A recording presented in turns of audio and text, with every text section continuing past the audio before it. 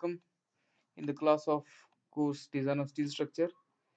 We are learning the compression member. So today we will continue from the last lecture. In last lecture we have seen the what is compression member and types, and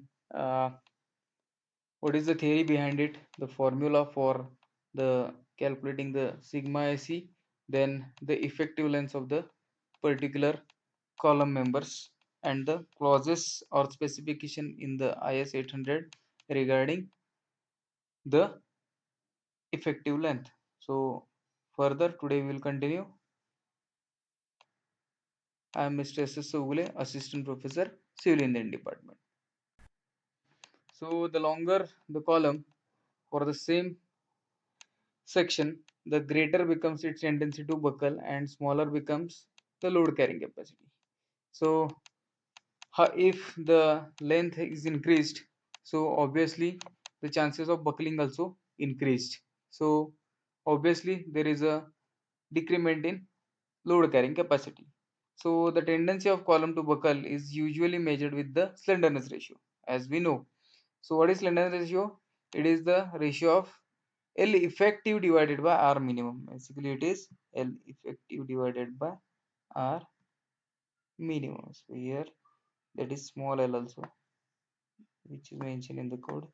This is L effective divided by R minimum. And what is this R? So it is the under root I by A. I is the moment of inertia and A is the area of that particular section. So that is the radius of gyration. So here you can see example of the member. That is, we have the angle section over here, and as we have discussed in case of tension members, it has four axes. That is, one is xx, yy, vv and uu, because it tends to deflect in four directions. That is, as I told you earlier, we can place it like this, we can place it like this, and we can place it like this, and we can place it like this. So in four ways it can buckle or the bend. So this is, and amongst these four values, we all have the four values. I can show you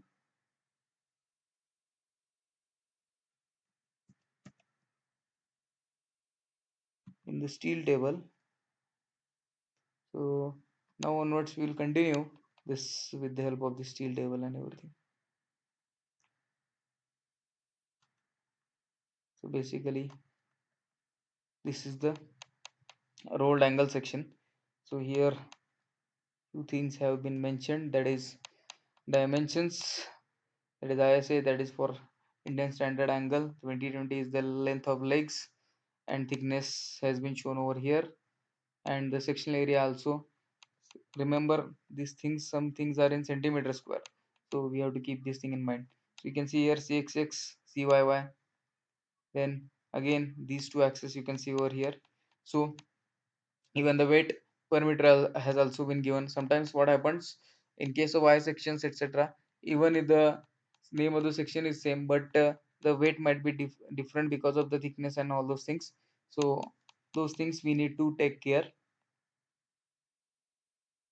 So moving further, so here you will find the moment of inertia, that is, again we have the four moment of inertia over here, and radius of gyration also four, rxx, ryy, ruu and rpv. So these things you have to keep in mind. Then this is r1 r2, that is, this is r1 root at radius at root, and this is radius at 2. So all these things you have to keep in mind. You can see over here, this is the ISA 2020.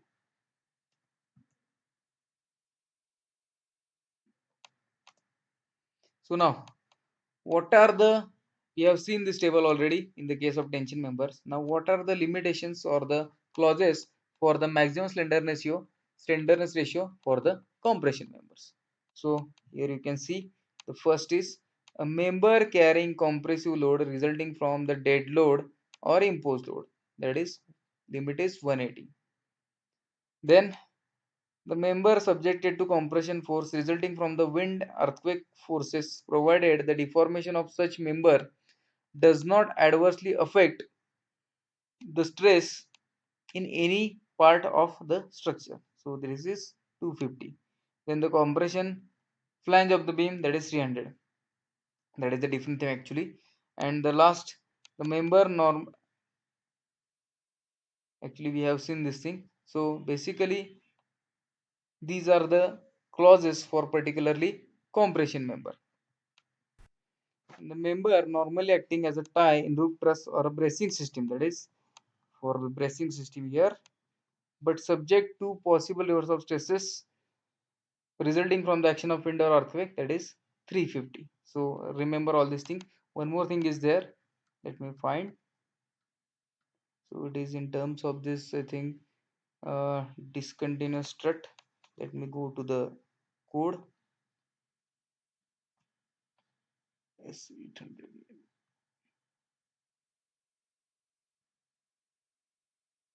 So the compression members,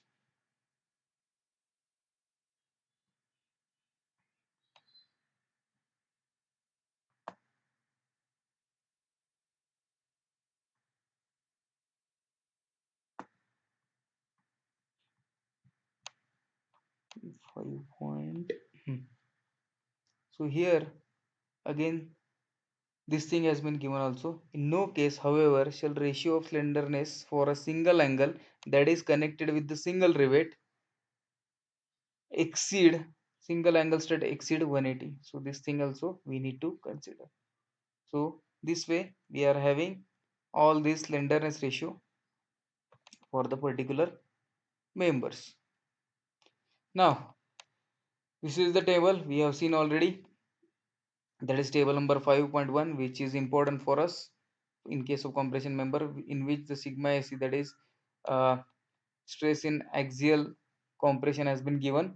So for that we need this lambda, that is slenderness ratio, and Fy, depending on which, by using all these values we can find the values for this particular, either for the Fy or for the slenderness ratio what we require. If the value is between these two, so we have to interpolate. So this is the method of finding the permissible stresses.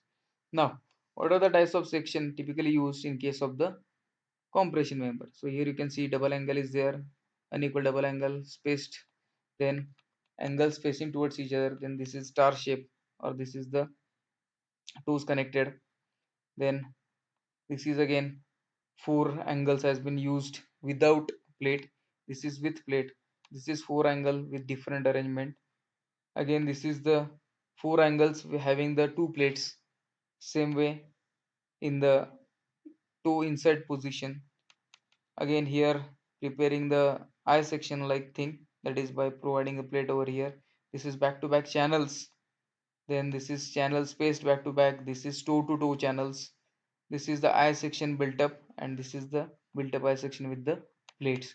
So these are the different types of section which can be used as a compression member. Basically we are focusing towards the single angle and the double angles in this lecture. Obviously we are going to see the problem on the eye section even. Now what are the assumptions for the design of compression member? So the first assumption is the ideal column is assumed to be absolutely straight.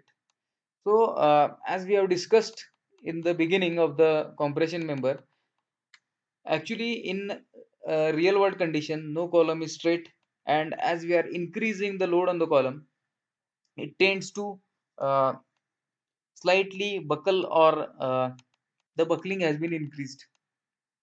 So this should not be absolutely straight, but we have to make we have the assumption over here. Then second assumption is the modulus of elasticity is assumed to be constant in built up columns. So suppose we are preparing or make using the built up columns like this, so all the materials are having same modulus of elasticity in this case. And next thing is secondary stresses are neglected. The stresses due to some residual stresses or any other stresses, that is erection, thermal, etc. All the stresses has been neglected while designing the compression member. So these are the assumptions on based on which we are going to design the compression members. Now the design procedure of compression member. So first step, the average allowable compressive stress in the section is assumed and should not be more than the upper limit for the column formula specified by the relevant code. So we have seen the formula, this formula. So first we have to assume the average allowable compressive stress in the section, and in note has it has been given how to assume these all these things. So it should not be more than the upper limit for the column formula specified by the relevant code. So this is the first step. Then the cross section area is required to carry the load at the assumed allowable stress is computed. So we need to calculate the cross sectional area. So the area equals to P, that is the force given, divided by the allowable compressive area which we have assumed over here. Why we need to assume? Because you might have seen we have to find the sigma z, that is permissible stress, from this table. So for that we have to know this particular uh, lambda, and lambda is nothing but the ratio of this L effective divided by RMM.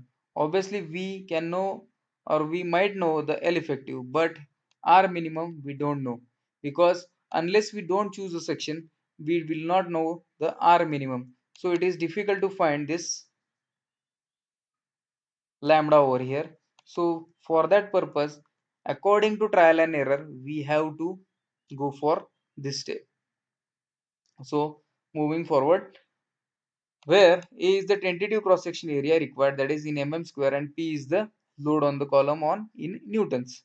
So a section that provides the estimated required area is selected from the IS handbook number 1 or SP6, that is I will show you.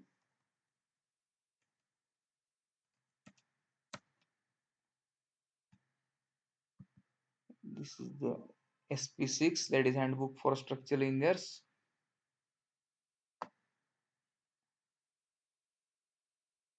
So here also you can see the member and relevant properties has been given. So this is, instead of which we are using the steel table. So section that provides estimate area is selected from the steel table. The section is so chosen that minimum radius of gyration of the section selected is as large as possible, because the sigma AC, value of sigma AC, is depending on that particular radius of gyration. So the appropriate least radius of gyration for the section is selected is recorded. Now, the effective length of the column is calculated on the basis of the end conditions, as we know in table number 4.1 and 4.2. It is this table number 4.1, and this is for the table number 4.2 for this particular strut members. So also the note has been given over here. The table number 4.1 and 4.2 are the table 5.2 and clause number 5.5 in IS 800. So remember this thing.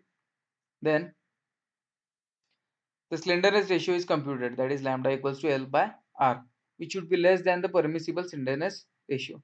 So again we need to check the permissible slenderness ratio, which is given in this table. So we need to check this thing. Next, for the estimated value of the slenderness ratio, the maximum allowable compressive stress, that is sigma AC, is calculated from table number 5.1 IS 800 1984. So in case of strut, this value may be reduced to 80% depending upon the case indicated in table 4.2. So again in this table, the case has been given. If this or this case is there, this or this case is there, it might be reduced up to 80%. So that care we need to take. Then The load carrying capacity of the member is computed by multiplying the maximum compressive stress thus obtained with the cross sectional area provided. This value of the load carrying capacity of the member should be more than the load supported by it. So by multiplying area into that particular sigma SC, we'll get the load carrying capacity of the member. Next, notes has been given. So as I told you earlier, to assume allowable compressive stress in step 1, the design procedure reference may be made to table 4.4 of the text, or for Fy equals to 250, the trial value allowable compressive stress may be assumed between 60 to 85 MPa for the struts and 85 to 110 for the columns. So this is important.